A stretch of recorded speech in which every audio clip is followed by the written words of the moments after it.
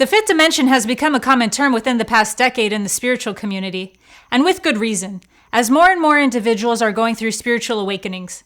One of the major issues I thought we would be encountering over a decade ago was a time where we would have to navigate individuals out of the concept of the fourth dimension because that thought form was really strong at one point. But that narrative has dropped off on its own as many souls have naturally progressed into higher states of consciousness and no longer believe they are headed to the fourth dimension. It's rare that a large group of people can agree on anything, but when it comes to evolving into a fifth dimensional consciousness, that is one of those rare concepts that the majority of awakened beings are in harmony with. Today I'm going to be going over what exactly the fifth dimension is and what its qualities are. But first I'm going to start by explaining what a dimension is so that we can understand this concept clearer. We know dimensions to be spatial measurements, where there is some form of area being surveyed. In metaphysical terms, dimensions are a little more abstract. They're not actual measurements, but are referring to different arenas of space and time. Now here's where it gets really cool. These different arenas of space and time are actually overlaid on top of one another, yet invisible to the human eye. They're not somewhere out there because ultimately they are non-local. We are forever in a 360-degree hologram projection, or what I refer to as a quantum sphere. There's no physical distance between any dimensions at all. Instead, there's only veils of forgetfulness that section off our consciousness so that we can focus on a particular dimension. If there were no veils, our consciousness couldn't dial into a specific experience like the one we're in right now, which is very physical. So all dimensions are overlaid on top of one another, or more accurately, they're all within one another. And how they operate is like radio stations. In order to access a specific dimension, you shift to that channel. So all the channels are occupying the same eternal space. But instead of a sea of airwaves, it's a sea of consciousness. And consciousness is the thing that shifts onto a particular channel, or dials into a particular channel. So every time you turn that knob on your radio, imagine that's not a knob, that's your consciousness shifting to a new dimension if you want to have a fun time. Keep in mind that each channel is a dimension. In case you're having a hard time visualizing that, then you can think of dimensions like a channel that only plays indie music or another channel that only plays rap. And that's very similar to dimensions because within each arena of space and time, you will experience specific themes. For instance, if you want to go hiking up a mountain and sweat a lot, then this is the channel you want to be on because it's all about physicality and the physiology that comes with it. Whereas the fifth dimension is a lot more flexible than the third dimension because it's not as solid. It's a higher vibrating state of being, which makes it less dense. What I also mean by the fifth dimension being more flexible is the form we can take in the fifth dimension. It's more malleable and less fixed. We aren't locked into one form in the fifth dimension because that level of being doesn't have the same laws at work. You can go from a hawk to a human body or whatever you'd like to be. Communication takes place through telepathy, only it's a heart-centered form of telepathy rather than a mental form. That's pretty hard to describe with words because it's more felt through the being.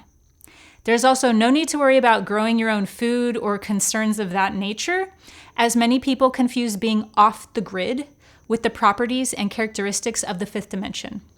They are very different realities.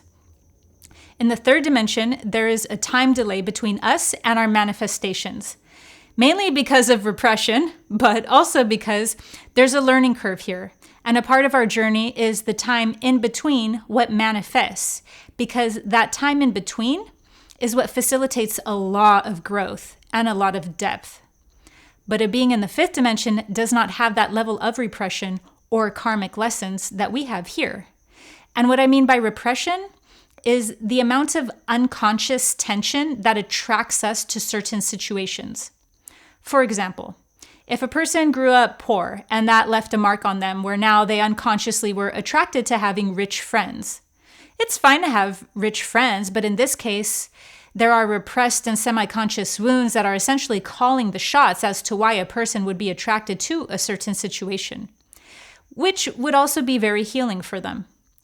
So, the fifth dimension is a completely different arena than this one, And there's no repression, which is how you even evolve to that level of being in the first place, is through healing the repression of energy, feelings, and limiting beliefs stored inside the emotional body that block it from being in its true inhibited form. Which is also why the fifth dimension is known as the flow state, because you're in the universal flow.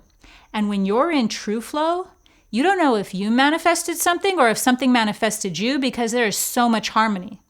So it can also be perceived as not manifesting, but being so wholly attuned with what is, which is another quality of the fifth dimension. Continuous and perpetual synchronicity. Synchronicity is more than a good omen or an occasional phenomenon. It's the higher order of the entire universe. It's a part of the fabric of reality that creates both mind and matter. Synchronicity reveals the lack of separation between the physical world and the internal world, which are both very congruent in the fifth dimension. The fifth dimension is also where we begin to experience what is known as unity consciousness. Everything below the fifth dimension is in a state of separation consciousness, meaning there's not an awareness yet that we are all source dressing up as many different characters. We believe we are a separate entity and that everyone and everything is a separate consciousness. Now, we are separate in the sense that everyone is having a unique and different journey, but in separation consciousness, we literally believe we are only our identity, or at most, the soul behind it. There's not that awareness yet that at the highest level, we are all the same being, we're all source. When we do awaken to this truth, we are awakening to oneness. And the fifth dimension is that bridge or that threshold from separation consciousness into oneness, or vice versa. It's the gateway to lower and higher dimensions. There's a difference between fifth dimensional consciousness and the fifth dimension. The fifth dimension is the actual space-time arena, and fifth dimensional consciousness is referring to our level of awareness, the one that several on Earth are coming into or operating at already. So fifth dimensional consciousness is where we start to anchor into oneness. This is why it's also called unity consciousness. And even though we go through several degrees of spiritual awakening, the ones where stuff really starts hitting the fan is when we start awakening to oneness, because that's when things start getting really intense.